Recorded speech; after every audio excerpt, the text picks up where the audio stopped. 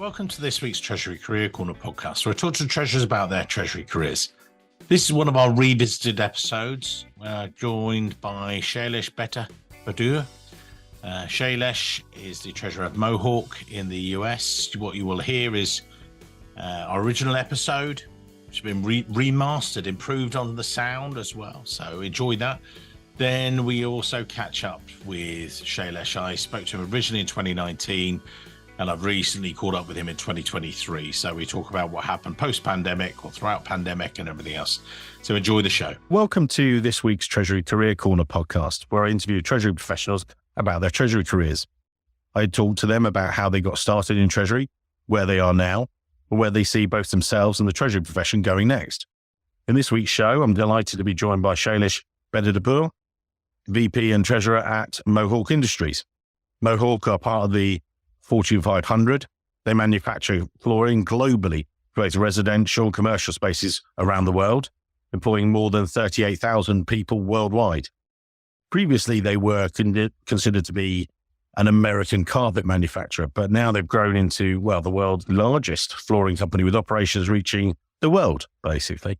So they provide a lot of the flooring surfaces, carpet, rugs, ceramics, vinyl flooring, the lot. Real leading group, and you can find a lot more on their website as well. That's a bit about Mohawk, but let's talk about Shailesh. Shailesh's got a really good background within Treasury, right the way from Northwestern, Kellogg School of Management, where I actually studied as well, so thumbs up with that. Right the way through, and he's grown his career through Johnson Controls and a number of other corporates, but we'll get Shailesh to describe those and bring us up to date with his career and look at the future and what he considers the developments of Treasury that he's seen over many years. So if we take it back, Shailesh, how did you first ever get your first break in Treasury? I would say that was accidental, I guess. When I came out of B school, I went to General Motors, and that was more in the traditional finance, even global economic staff. Yeah. I ended up answering a Wall Street Journal ad for a position. I got a call back. And now up to that point, and even probably since, I've never actually heard of anyone getting an answer back from a Wall Street Journal. So that one worked out nicely. It was a company that I had never heard of, Holcim, which was called Holder Bank at the time, one of the three largest cement companies in the world at that time. I took the interview, and it was for Holcim North America, and kind of just went from there. So you started as in financial analysis, but then that was your first step into Treasury. Was that right? Or had you had Correct. That's right. So, actual, capital markets and so on. Yes. How did that appeal to you? What was Treasury like when you first started? That was back in the 90s. So quite different how Treasury is now, sort of thing. Yeah. Well, so there were a couple of things, right? One was this was a subsidiary of Holcim.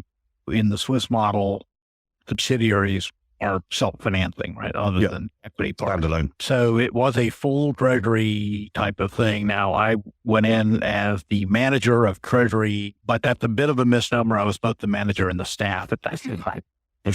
But it was a lot of, because we were privately held, not a publicly traded company, it was a lot of bank debt, a lot of private placement type of stuff, a lot of industrial revenue bonds, those kinds of things. All of those things evolved during the time that I was there. Now, at Holcim, at least Holcim North America, the concept of Treasury was a much broader animal than what we think of as Treasury. So there is this idea of Treasury, which is, the standard cash management, let's call it operations, and capital market stuff. But beyond that is actually things like, M&A, capital evaluation. How do you actually evaluate capital? I spent the first year doing strategy work in terms of how should we invest money? What should we get rid of? Those kinds of things, right? Which in a narrow sense would not be, might be under, FP&A or something like that in some other company. So you started off in Detroit and then moved to Belgium. And then that was the start of some international moves. Explain that for our listeners a little bit, because obviously quite unusual. Detroit, let's go to Belgium. How did that come about? Well, so Holcim, like I said, Swift company, and they, for years, had been trying to get Americans in particular to move overseas. Yeah, it was easy to get the Swiss to move overseas. It's generally easier to get Europeans to move overseas. But Americans have always been a little bit of a tougher nut. And I had been in the chair 6.5 years. I decided a position came open in Belgium that they wanted me to take a look at. And I did. And it was my children were the right age. They were, 6 and 3 at the time. So it was kind of a good time to do it. And so we said, okay, let's do it. Yeah. And you did a period of time there, but not that long before you were sort of... No, it was a little less than a year for a lot of different reasons, but ultimately I had a nice, again, luck, serendipity. I had met a guy at Johnson Controls a few years before that at a budgeting conference of all things. And he asked me, he said, are you interested in Singapore? And at the time I didn't know anything about Singapore. I just knew something about chewing gum and, that kind of thing, being really clean, kind of a Disneyland of Asia. Yeah. But I said, I'm happy to talk to them. And I did, and it worked out nicely. So all of this was, none of this was planned. It was completely accidental. And sometimes that works. And the role over there, describe that for people and how you made that move. Yeah. So the role initially, the title was Treasurer for Asia Pac. Yeah. Over time, I did that for 2 years. And that gave me a good way to sort of settle into the region culturally, learn the geography. It's a huge geography. Just Asia Pac alone is a huge geography. If you'd say it really goes from India to Japan and Korea and Australia, New Zealand.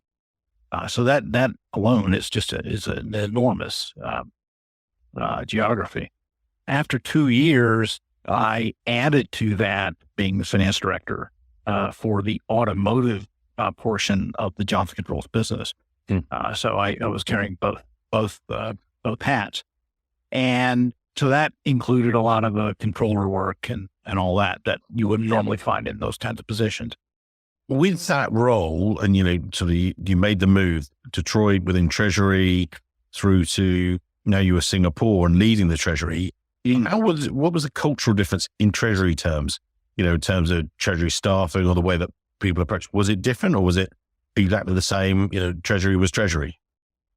No, so it was different on a couple of fronts, right? One, first of all, Johnson. So you recall I described in a previous answer that at Holcim, North America, Treasury was a much broader animal.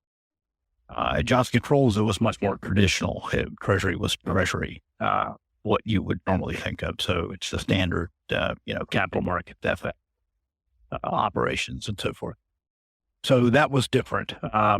We had a pretty thin Treasury staff. It was really just a few of us based in Singapore, but we utilized people on the ground in various countries, obviously. So, but we were able to centralize a lot of this through, in those days, it was Citibank in Asia in those days anyway, it was Citibank and everybody else.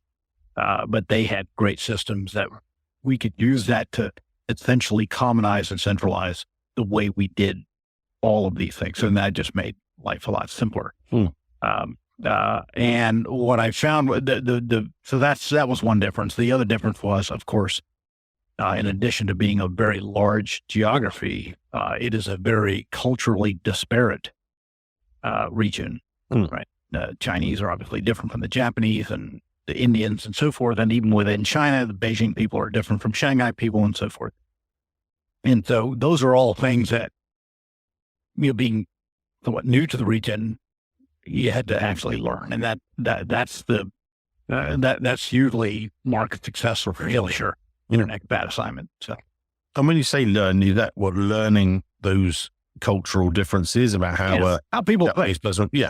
How people think, and how they might react, what will work, what won't work, and so forth. And so then from there, you sort of were pulled back to work in the head HQ back in Milwaukee in the US, and then made a move on to Laureate. But talk us through the sort of transition from Singapore back to the US, and then a move back to Singapore. How did that all come about? With Johnson Controls, all roads led to Milwaukee, and so having internet expat for them for 6 years, and they felt that it was time to come back to States. And so I said, okay, that's fine. I mean, I don't think I was all that crazy about it, but I'd kind of done what I needed to do, and absent some professional opportunity, it was probably time to do something else. So came back, ended up taking over we had a captive finance company that was really helping out customers in terms of financing. That again, another one of those things that we inherited from York. It was relatively small. If I recall, it was something like $100 million in assets. So relatively small. In the course of, let's say, 6 months, I basically came up with a strategy, kind of working alone, really. Either we had to grow this to, $1 billion, or just to close up shop. It's not worth it's not worth the effort. In the end, we ended up closing it. Now, in hindsight, that really ended up being the right decision, given the financial crisis that came, literally the following year. But of course, we didn't know that at the time. We can't take credit for that. But having closed that, again, it was kind of time to do something else. And that was one of the things, I hear this a lot from expats. I agree with it completely, which is biggest challenge for returning expats is keeping that level of involvement. You get to do so many different things when you're an expat, particularly in Asia, because of the time change, right? If you're with a U.S. company, the time change to Asia is large. And so you are responsible for much more. And then when you come back to the the corporate house, you're not. I mean, tasks are bigger. There's much more, process, and some people narrow bureaucracy and so forth. Yeah. So it becomes a little bit more frustrating, I suppose. So when I got the call for Laureate, I was interested. I listened. And, ultimately, they asked, they were trying to set up something in Asia, and they asked me if I'd go back, and where do I sign? Plus it was, it was -20 in Milwaukee, and that was, I was ready to do it. So you headed back to the sweltering heat of Singapore. And it was nice though. I mean, we literally got back almost a year to the day, but then again, kind of plays itself in this case. We got back there, August 1st, 45 days later, Lehman fails. We had all of our funding, so that was good. But a big part of my job, along with a bunch of other folks, was, we were going to try to roll up a lot of university systems, like do a lot of deals. So the idea was, we're going to do 8 or 9, 10 deals, whatever it was a year. And we ended up doing, 3. Yeah. So the math didn't make sense for the company. And so there were a number of us that left after a couple of years. Sure. And then Treasury pulled you back and sort of said, right, and this role came up with Mohawk. What did you think with that stage? Obviously, Mohawk, that was 8.5 years ago, it was a different company, I'm imagining. First of all, coming out of the financial crisis, everything was a different company. Right? So, and again, this just happened to occur. We were in the States for summer holiday, and I got a call to Atlanta. Atlanta, I've always liked Atlanta. So it's a big city. The weather's good. Not as drastic a move from Singapore to Milwaukee. It's like here, winter is brief.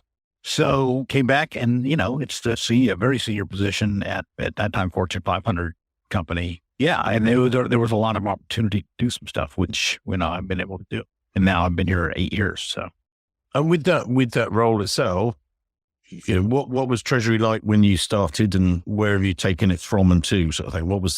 Was there a Treasury when you walked to the door? Oh yeah. There was. The focus was probably a little bit different. I mean, number one, again, you have to remember, 2010. Really, the people are coming off of the financial crisis, right? So there's a fair bit of that. Mohawk had gone from, call it 8 billion top line before the financial crisis to something with a 5 in front of it. Most times you're out of business at that point.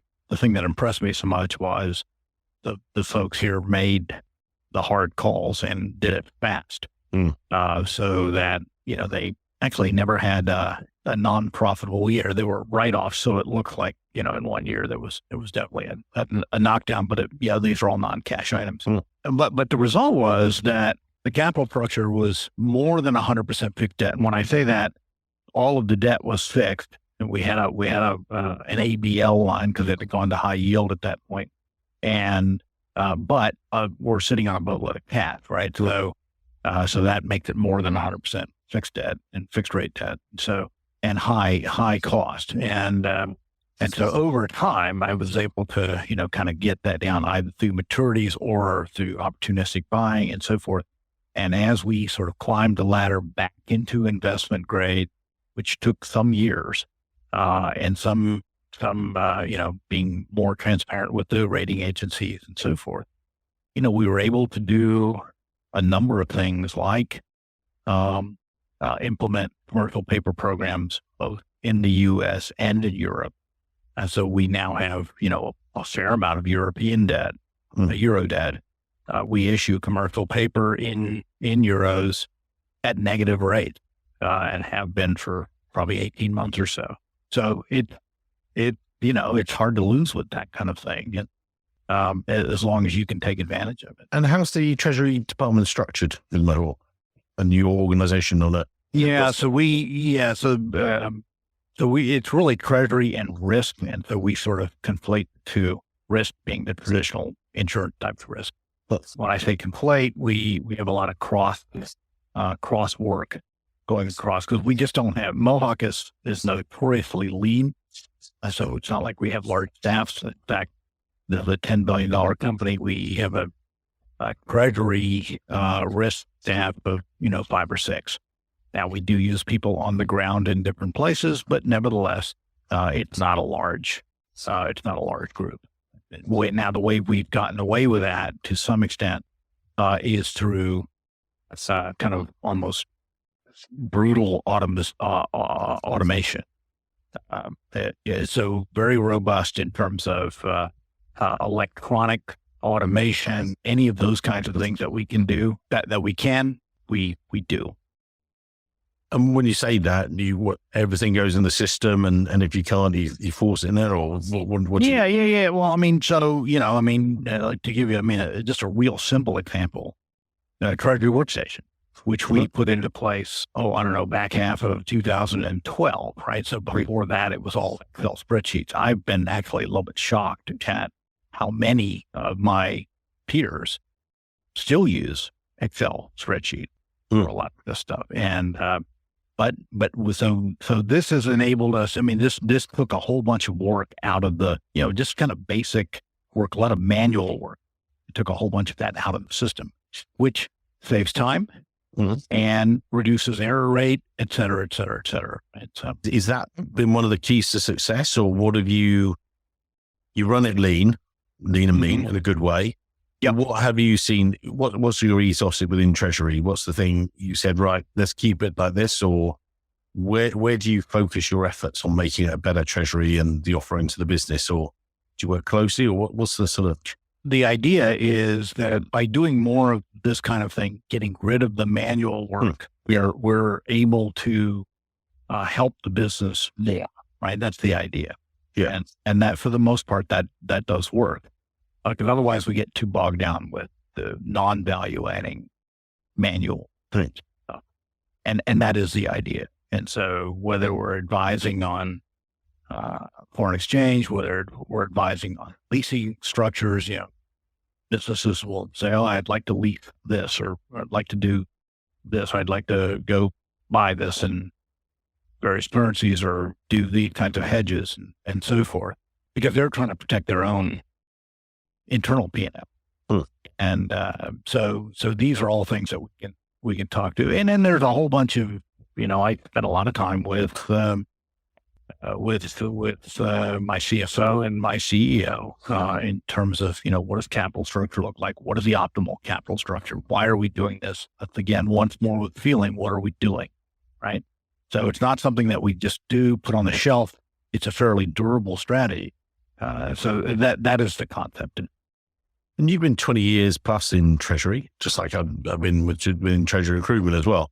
How have you seen it change when you first started? What, and I'm not talking, we could just say, we systems like this. And we talked the other day with the treasurer and they were saying, I remembered when we faxed CVs and he was saying, well, we fax confirmations and the technology has changed, but how has Treasury in itself changed, would you say, over that time? Probably in the same way that the CFO role has changed. Mm-hmm. I think the CFO role historically was a former controller. In later years, I think it tended to be controllers and treasurers to a lesser extent. But even beyond that, right, could be M&A folks. It all depends on the company, obviously. Mm-hmm. I would say it has become much more of a business type of role as opposed to a transactional type of role.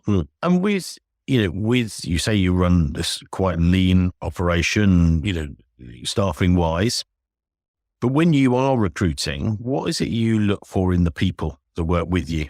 I always look for really two things, right? If you have the energy and if you have the gray matter and integrity, obviously, my view is I can teach you anything. So it's not per se that we're looking for specific, you have to have done this or you have to have done that. It's much more of a, can you learn? And because my view is that, this stuff is so dynamic and it's not that hard. None of this is rocket science. So can people learn from this? And if the answer is no, then, I don't care what kind of experience you have. I'm not interested. And when you say energy, how are you assessing or measuring that when you're interviewing someone? Are you, come on, do some squat thrusts, come on, show us your, what do you like? You can tell in the interview how engaged people are, right? And so, and you can tell. So, what I do is I put a problem up on the board. I'll just make it up. I'll just put a problem on the board. I don't know exactly what I'm looking for, but I can kind of, all right, let me see how you solve the problem. Yeah. Right. How would you approach this problem? Yes. And it might even be a problem we're working on. And, so, how would you approach this? Good way to get your money's worth as well. So you said, well, and it's all, it's a whiteboard. And so you get up and there with the marker and kind of walk me through how you would think through this and let's debate it. And that, to me, that's the best kind of interview. I prefer that. And have you struggled to recruit when you're looking for that, or has it changed throughout you've obviously recruited over a number of years. And obviously a podcast we're hosted by the Treasury Recruitment Company. So this is one of the reasons I follow this and have you seen the candidate pool change, or have you seen differences internationally, or what have been your thoughts? No, I don't think things have changed that much. I mean, recruiting, people have trouble recruiting for all kinds of reasons. It could be location of the position. It could be all kinds of things, right? So it's hard to know necessarily what those are. When I used to recruit, I had really good success recruiting at Wholesome, in part because it was a bit of a circular thing. We recruited good candidates, and because we recruited good candidates, we were able to recruit more good candidates. So generally we recruited them right out of business schools where they were sort of a clean sheet of paper and we could teach them. And that's how we did it. So, and I remember telling one of the candidates who ultimately came to work for us was, because I think he was entertaining a position at GM actually. And I said, I used to work at GM, it's a good company. You'll learn a lot. But I said, if you like what they do, you won't like what we do, and vice versa.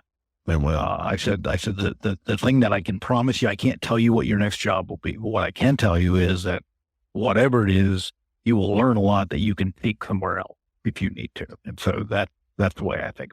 And I saw an interview that we were talking just before the show started, that you gave where you looked at that time, it was from a few years ago now, and you were talking about technology coming along and various other bits. There was going to be more on it from that. But where do you see Treasury going from here? What are you thinking is changing or approaching the world of treasurers? I think, and I don't think there are a lot of people that hold this view, but I think there are going to be two major changes. One is blockchain. I'm still trying to understand blockchain fully. I've kind of gotten the basic concept. But that again seeks out more manual stuff because it's already there, right? Once something is in the blockchain, it can't be taken out. and you've got instant verification, you've got instant settlement. It changes the way you think about these things, right? Number one. Number two is artificial intelligence. I don't know exactly how this is going to work, but artificial intelligence, and I think about artificial intelligence in a very layman's way, and that is it code that writes code, right? It adapts. So it learns and then it adapts. If I think about what I do as a treasurer, the value that I bring as a treasurer, it's in some part based on my experience, right? I've seen this movie before. Okay, this has worked, that hasn't worked, so on and so forth. There's no reason that can't. I mean, if you think about artificial intelligence, that's kind of what that is, right? Yeah, it's a lot of aggregation of past experiences. Yeah. Only it's much faster, and it never forgets anything. Yeah. So I can see a lot of that happening. I don't know. Is that a 20-year thing? Is it a 10-year thing? I don't know, but I think it's faster than people think. Well, I think, well, I was interviewing Ian from BHP just on a recent show, and he was talking about how his role as treasurer won't exist in the future the way it did where he was before.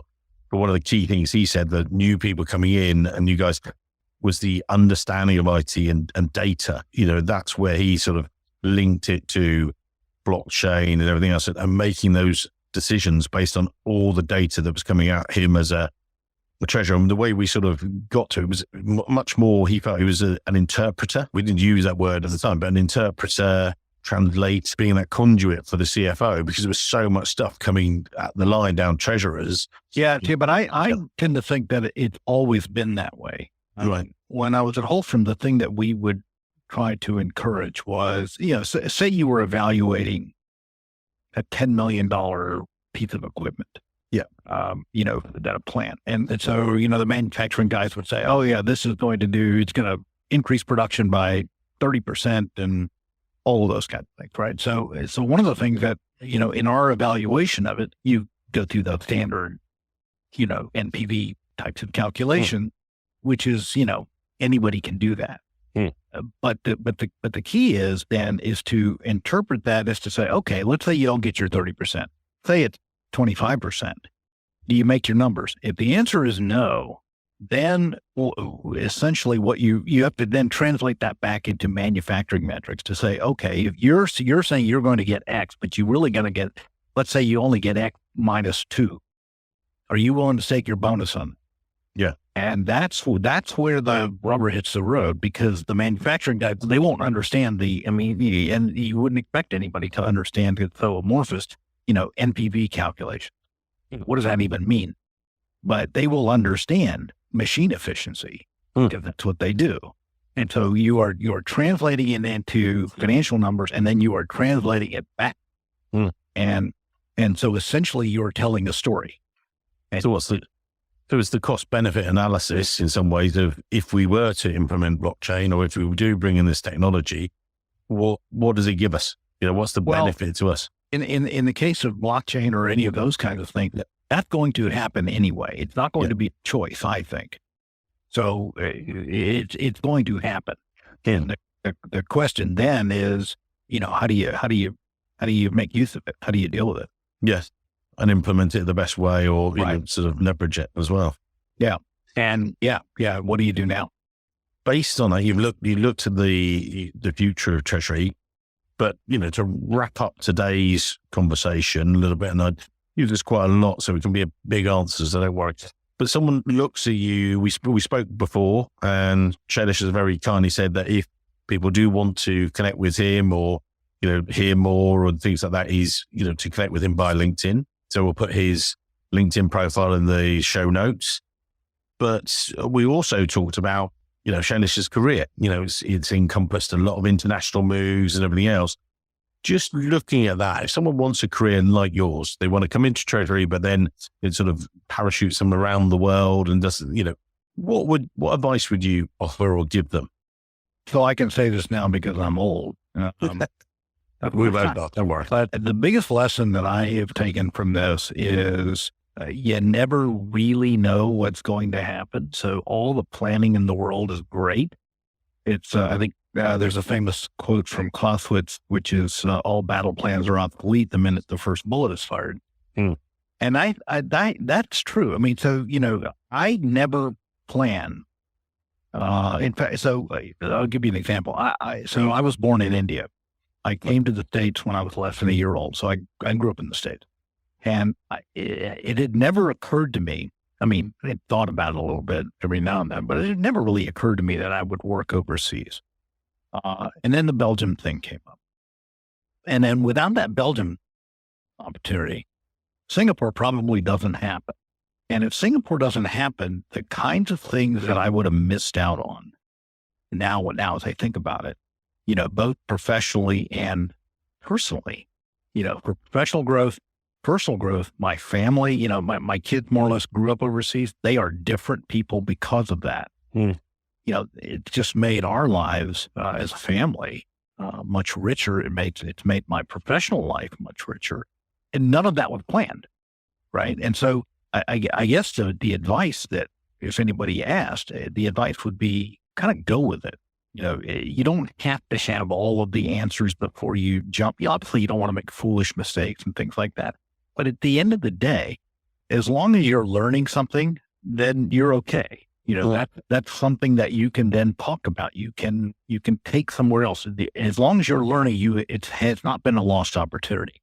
And you never really know what you're going to learn until you do it. And so that would be, don't be afraid, I guess would be the main thrust there. There you go. What a great wrap up to today's show. Exactly as Shailesh says, don't be afraid. Grab those opportunities, exactly as he's talked about, and away you go with your treasury career. So, as I said before, we'll put Shailesh's details in the show notes. Thanks for the chat today. If you want a career like his, look at his profile and hopefully don't be afraid about following him. Shailesh, many thanks for your time today. Thank you, Mike. So I hope you enjoyed that episode. That was with Shailesh way back when, crumbs, in 2019, and how the world has changed ever since. What has happened? Pandemic, everything else. Ways of working have changed. We talked to Shailesh before about how recruiting good treasury candidates was a key thing and some of the bits, but the world of work has changed. Everything else, and treasury has moved on. We're catching up with the story now, 4 years later. Shailesh, I'm going to pass back to you. Bring us up to date, if you would. You're still at Mohawk, which is obviously Fortune 500 manufacturer, distributor of floor products, but in floor covering products. But we've already heard that in the previous episode. But now, sir, we're catching up the conversation 4 years later. What happened next?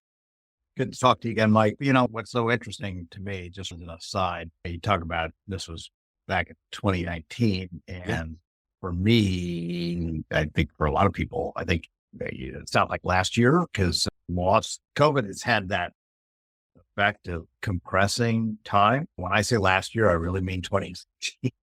Yeah. So there's that. But yeah, there's a lot of stuff that happened, right? Obviously with COVID, just in the treasury space, just general company space, a whole bunch of companies did what we did, which was go out to the capital markets and borrow because, especially early in the pandemic, nobody really knew what we're dealing with. Nobody really knew where the bottom was. And so the whole idea was to go out and get as much or more than you thought you needed liquidity. And that's what we all did. And then, of course, the central bank stepped in pretty quickly and everything rebounded. Central bank stepped in, government stepped in. So even though most people, I would say, were working from home, really on the white collar side, they also weren't spending. Nobody was going on holiday. Nobody was going to eat out, to go to movie theaters, whatever, right? Nobody was doing any of that. So in that way, that Mohawk actually did quite well because what people were spending on was improving their home, right? You think about it, right? You're in your house a whole day with your spouse and your children, maybe your adult children, small children, lots of children in the house, lots of people in the house, I would say. And you're looking at that ugly carpet that you've got. So, I'd like to go ahead and get rid of that. So you saw a lot of this, right? Where people were upgrading both inside and outside the house. And there was a major push towards that. And then you also saw things like housing prices go up. And so a number of very sort of anomalous things that were always going to be temporary. And then that kicked in inflation, the supply chain, things like that. So you had some sort of weirdness going on. We seem to be coming out of that now. Obviously, you've still got things like the Ukraine-Russia war, which put pressure on energy prices, particularly last year in Europe and so forth. So there's some anomalous weirdness going on, and then that's likely not going to end. It'll just be different. Yeah. But these are all things that you have to learn to deal with. And what's that been like for Treasury? If we hone it into you guys and things, what's it been like for you? What's happened going to remote working and everything else? How did it affect yourselves? It was very interesting. We were generally, I'll tell you, I worked at home a grand total of about 6 weeks. And that was it. We had some sort of unique issues here, but we weren't really at home that long. Now, not that matters so much, but that's the fact. Now, I think the changes that show up are where things were maybe a little bit more stable in terms of being able to recruit people, things like that. That's a little bit more challenging now because people did get used to working remotely. People are less willing to do a commute. We're a bit outside of Atlanta, maybe farther than people want to go, generally speaking. That's a little bit more challenging. And because the paradigm has changed in terms of remote, because people know they can do it, it's just harder to get people. That's, I would say, has been the biggest single shift in the way of doing it. Yeah. For you, Treasury wise, Treasury was resilient enough? I know a lot of people actually said there was emergency plans in place and everything else, and they actually worked out rather well. And that's not to take it. Yeah, when the pandemic, we had always worked on that because my feeling always has been, look, if the building blows up, we still need to be able to, move money, just basic blocking and tackling. Yeah. You still need to be able to do that. So I've always had that in mind. But when in the early days of the pandemic, like January, before people really knew it was a thing, we tested it all out with things like Zoom, which nobody had heard of Zoom those days. And now we can't stand it because we're too used to it. But it's, we had tested it all out. So when we pulled the trigger, which was probably in early March, late February, we were ready to go and things worked out well. Yeah.